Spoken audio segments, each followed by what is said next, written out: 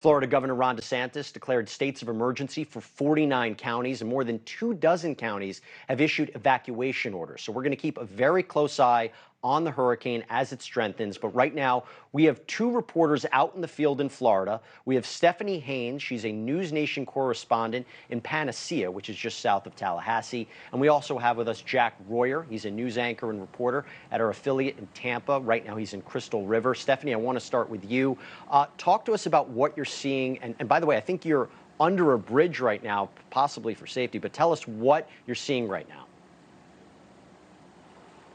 Hey, Jesse, yes, we are totally under a bridge. We're under a local restaurant, and it is eerily calm out here right now. This is where they say this is the calm before the storm. And I want to point out some of the tide right here. It is way back, way down. It is very calm waters. There's no waves. There's no wind. There's no rain.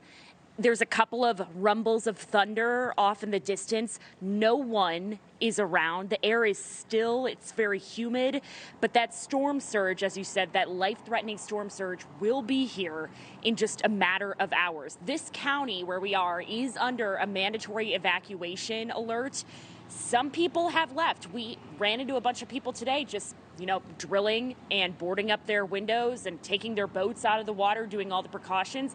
But then there's a fair amount of people, Jesse, who are sticking around because that's what they always do. And in fact, I spoke to one gentleman who's lived here for 33 years, and he says he's going to stick around this time. He's going to ride it out, and he hopes that's the right choice. Take a listen.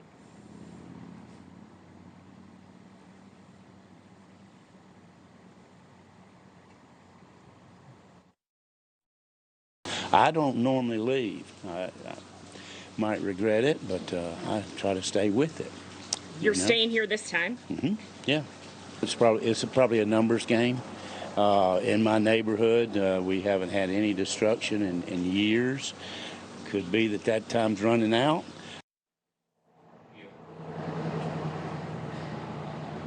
All right, Stephanie Haynes, I hope he's right. I hope he made the right decision. Before we let you go, you talked about the calm before the storm.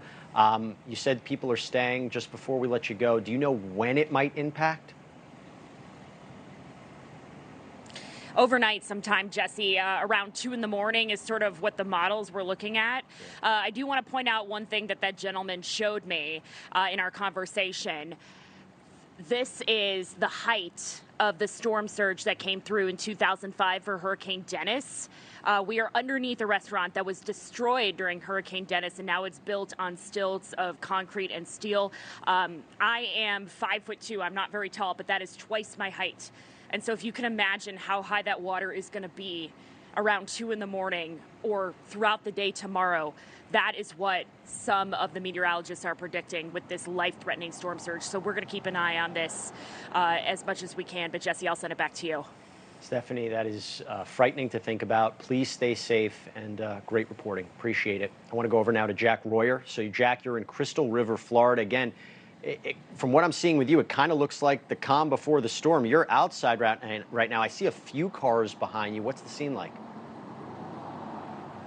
Jesse, it's almost serene, to be honest with you, and it's very bizarre knowing that this massive storm is going to affect this area greatly. We are standing in evacuation zone A mandatory evacuation, and folks like we just heard from in Stephanie's report are being encouraged by law enforcement and local leaders to heed their warnings and get out while they can, because here, up to 6 feet of storm surge expected. Just to our north, ahead of Citrus County, up to 9 feet of storm surge. That could get up to the second level of some houses here. And this area is very familiar with storms and hurricanes. There was a storm known as the No-Name Storm back in 1993. It wasn't really a hurricane, but it was a massive band of rain that sat on this area and destroyed neighborhoods here, and later moved on into Alabama and Georgia and became a snowstorm. So it was one to remember. And people here we've been speaking to are taking this very seriously. But I have also bumped into a few people who say, you know what, I live about 10 minutes inland. I think I'll be fine. And I showed them the maps from our weather team on my phone to say you might not be fine. Storm surge is serious. It is real. The sheriff is urging people here to take it seriously. But as you can see, folks are still out tonight in what is very calm. The air is almost still at this hour. Just a little while ago, we were across the street before it got dark at a location right up to sea level. There was high tide today. Low tide now looks like high tide with a super moon up above. And now this storm moving in. It's going to be a long night for folks here in Crystal River, Jesse. Thank you for watching. Go to newsnationnow.com to find News Nation on your cable provider. And don't forget to click the red subscribe button below to get more of News Nation's fact-driven, unbiased coverage.